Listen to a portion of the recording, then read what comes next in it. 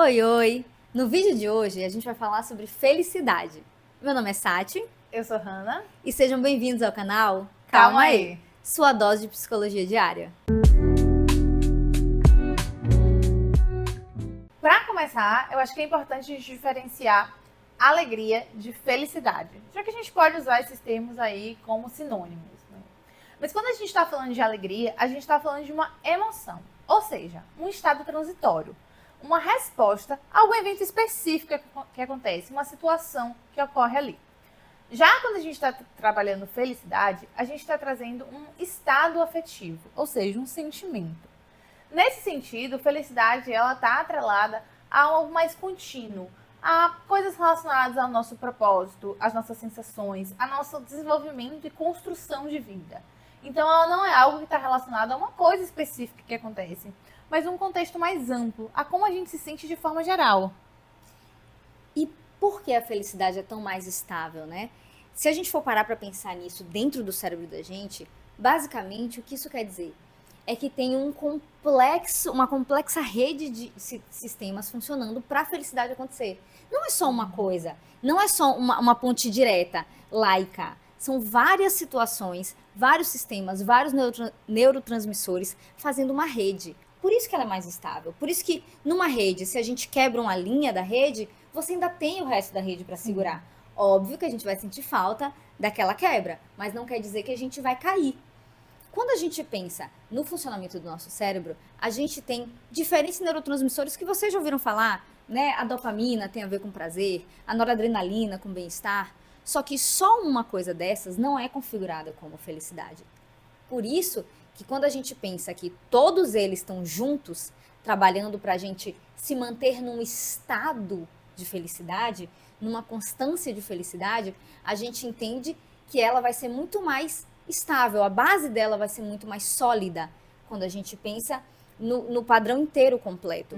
Então é muito mais difícil, tanto né, que ela deixa a gente na mão, no sentido literal, que ela desapareça completamente, quanto ela vai dar muito mais suporte pra gente, se a gente pensar nela como uma emoção básica.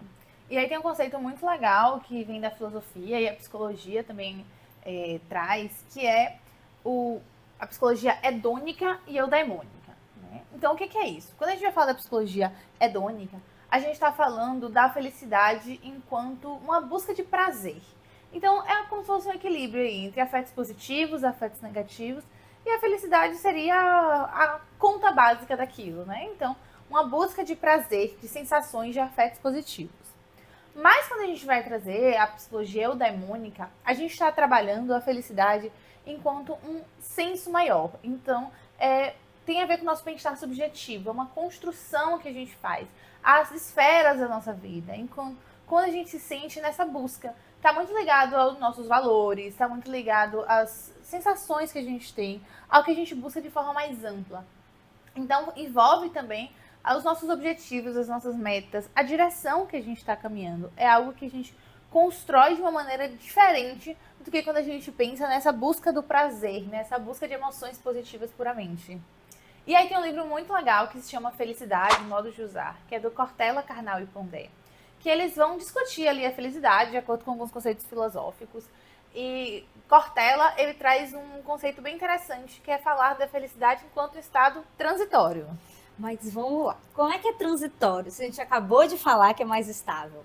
Gente, quando a gente fala de transitório, né, nesse contexto do livro e no contexto realmente pensando de forma geral na felicidade, quer dizer que ela não vai aparecer sempre igual, com a mesma frequência, com a mesma intensidade. Porque vamos lá, olha o que Hannah trouxe muito bem. Se a felicidade são várias coisas envolvidas, é o ambiente, são as pessoas, é nossa interpretação de mundo, várias coisas diferentes vão estar ligadas. Obviamente, algumas situações podem deixar a gente mais eufórico, outras podem deixar a gente um pouco mais deprimido, mas a felicidade, enquanto estado transitório, quer dizer que ela vai estar presente, só que, obviamente, ela vai sempre estar com caras diferentes, com formas diferentes, ela não vai aparecer sempre muito explícita se a gente não souber vê-la. Então, quando a gente pensa num conjunto de coisas que fazem a felicidade, é normal que a gente entenda que ela não vai estar sempre com a mesma roupa, com o mesmo formato. né? Que ela vai se apresentar de diferentes maneiras em diferentes situações. E lembrar, trazer essa lógica da felicidade enquanto um estado transitório é também para a gente pensar na existência dessas outras emoções, né? Porque como é que a gente sabe que a gente é feliz? Porque a gente também conhece a infelicidade, né? Então essas nossas emoções, elas coexistem. Eu posso me sentir feliz e me sentir triste, me sentir ansioso, me sentir com raiva. Não só posso, como devo, porque a gente vai precisar lembrar que todas essas emoções são importantes. É utópico e disfuncional, né? Não seria... A gente não sobreviveria enquanto espécie, a gente não conseguiria viver em sociedade se a gente não tivesse também essas emoções negativas. Acho que é perder até o sentido, né, de ser feliz. São as emoções que dão as cores da nossa vida, né? São também essa discrepância, essas diferenças que a gente tem. Então, quando a gente vai trazer essa ótica do estado transitório, é também para lembrar que outras emoções vão aparecer e que a gente vai coexistir com todos esses sentimentos. Então, ser feliz também não significa não sentir emoções negativas, né? Isso, a gente vai também sentir isso tudo. E a gente precisa desse equilíbrio até para a gente conhecer todos esses estados. E pensando, né, nessa busca pela felicidade, nesse processo de entendimento da felicidade, tanto emoções negativas quanto a própria felicidade, a gente entende que a felicidade ela também pode vir de um treinamento, de um aprendizado. A gente pode aprender a buscar ou a visualizar que estamos ou somos ou, né, que aquilo ali traz felicidade de alguma forma. Nesse contexto, surgiu uma área relativamente nova na psicologia, que se chama psicologia positiva. Ela surgiu lá em Harvard. Por quê? O que aconteceu? A gente tinha uma conexão muito forte, que a gente era feliz assim que a gente conseguisse o sucesso. Então, por exemplo, quando eu arrumar o meu primeiro emprego, eu vou ser feliz. Quando eu comprar o meu primeiro carro, eu vou ser feliz. Só que o que acontecia lá em Harvard? Por que surgiu lá? Porque os estudantes não estavam felizes. Mas como eles não estavam felizes se eles estão na melhor universidade do mundo, se eles têm um futuro brilhante na frente deles? Então, assim, eles literalmente tinham alcançado o sucesso daquela geração. Por que não estavam felizes?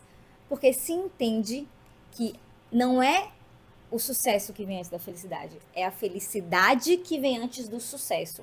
E sucesso é a gente entendendo que a gente se sentir satisfeito, né? E recompensado pelo que a gente está fazendo.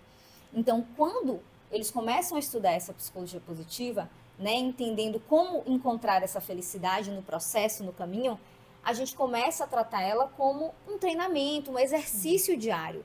E a gente tem uma coisinha no cérebro chamada neuroplasticidade, que é a habilidade de aprender. O cérebro é um músculo, né? Óbvio que eu não vou mudar completamente o aspecto de um músculo meu, um bíceps meu, ele nunca vai ter 35 centímetros, mas eu posso sim treiná-lo para aprimorar algumas questões, assim como o nosso cérebro. Então, o que é que a gente vai lá na psicologia positiva entender? Como treinar.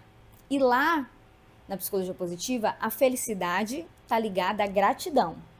Não precisa ser sempre esse conceito direto, né? Dentro dos processos únicos e singulares de cada um, a gente vai poder achar a felicidade comparando ou pelo menos se aproximando de outras coisas. Então, nesse caso, o que seria treinar a gratidão? Treinar ser grato. Então, o que seria treinar a felicidade?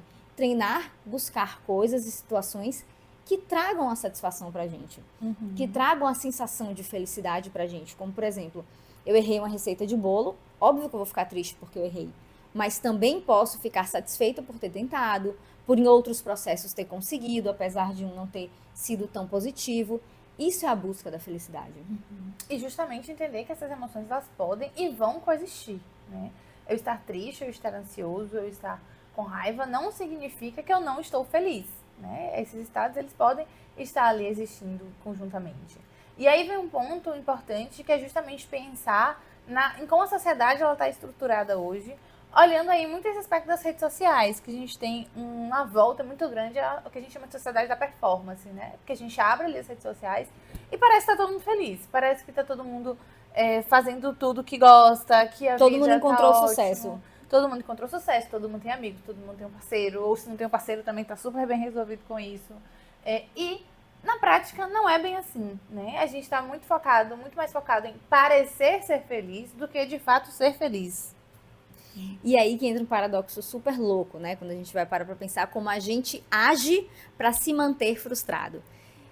quando eu tô na rede social, obviamente eu quero ser aceito, eu quero ser validado, eu quero curtida, eu quero compartilhamento. E o que faz as pessoas aceitarem a gente socialmente? É a felicidade, é o sucesso, é demonstrar que somos bem-sucedidos. Então eu só vou mostrar a minha melhor parte, lógico, eu vou mostrar o meu melhor ângulo, né? Eu vou colocar minha melhor roupa.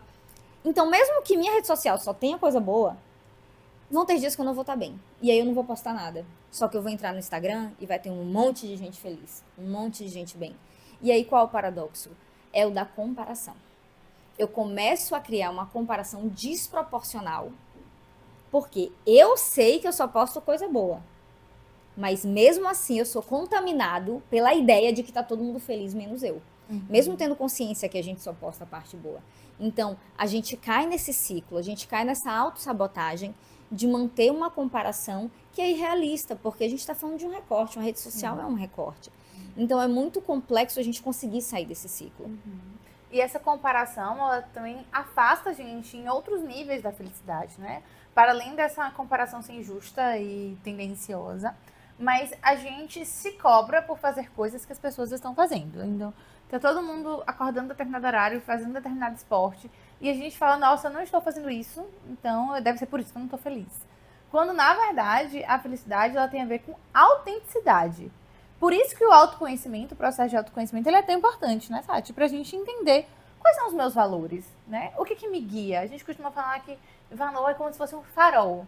Então, um farol significa uma luz que eu caminho em direção a. Independente da velocidade que eu caminho, independente das tempestades que tem aí nesse mar. Mas eu sei a direção que eu caminho. E felicidade está justamente atrelada a isso. A saber qual é o caminho que eu estou seguindo e a ser autêntico com o que faz sentido para mim. E não com o que as pessoas estão fazendo, ou não com o que as pessoas estão dizendo que gera felicidade. Justamente porque esse conceito, ele é diferente para cada um. E que bom que é, porque senão a gente seria todo mundo igual, todo mundo faria as mesmas coisas. Mas isso vai ser diferente. A gente tem coisas que são básicas, que, né, estão associadas à felicidade, que geralmente tem a ver com compartilhamento social, tem a ver com esse contato, né? Mas existem coisas que são específicas de cada um. E a gente precisa aprender a olhar para dentro, justamente para entender. Porque eu sei o que muita gente quer, na verdade, assistindo esse vídeo e procurando muitas vezes, é que a gente diga o que vai trazer felicidade. Né? Qual é a receita de bolo que eu sigo para ter felicidade? E a gente não tem uma resposta para isso. Se tivesse, a gente escrevia um livro, né? E tava todo mundo bem, feliz. A gente Exatamente. A gente venderia um curso na Hotmart e seríamos bilionários agora.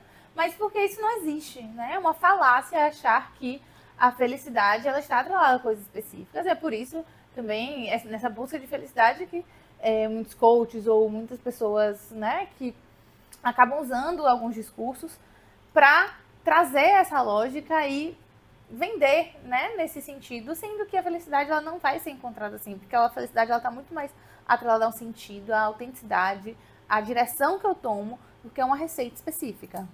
E onde é que a gente faz isso, Hannah? Nela, a famigerada terapia.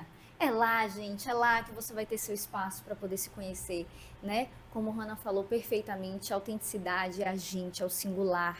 Óbvio que existem padrões quando a gente vai falar, né, de psicologia ou de qualquer outra área, a gente tem padrões grandes, né, ilhas para a gente se referenciar. Mas tudo é único, tudo é pessoal, né? Tem um estudioso que fala que o trabalho em saúde é viver em arte, né? Quando o Léry fala que é viver em arte, ele está falando que é vivo, é pulsante, não tem um paciente igual ao outro. Mesmo que eu tenha 2 pacientes com o mesmo transtorno de ansiedade, eles vão ser diferentes. Mesmo que eu tenha 2 pacientes deprimidos, eles vão ser diferentes. Então, buscar autenticidade, conseguir encontrar formas de você ser feliz, que façam sentido para você, para sua realidade e para o que importa, é a chave para você conseguir identificar que você é feliz e treinar isso de forma efetiva, para você sentir isso cada vez mais. E é lá na terapia, é lá com um profissional que você confie. Então, tudo vai fazer parte de um conjunto de coisas que vão abrir um horizonte, como o seu Jorge falou muito bem. Que felicidade é viver na sua companhia, é estar contigo todo dia, é sentir o cheiro dessa flor. Então, assim, é a gente conseguir encontrar essa felicidade em diversos aspectos, em diversos lugares. Se você conhece alguém que precisa entender e conhecer um pouquinho mais sobre felicidade, porque conhecer felicidade deixa a gente um pouco mais conectado com a gente, manda para a pessoa. Eu espero que esse vídeo tenha te ajudado e a gente se vê na próxima.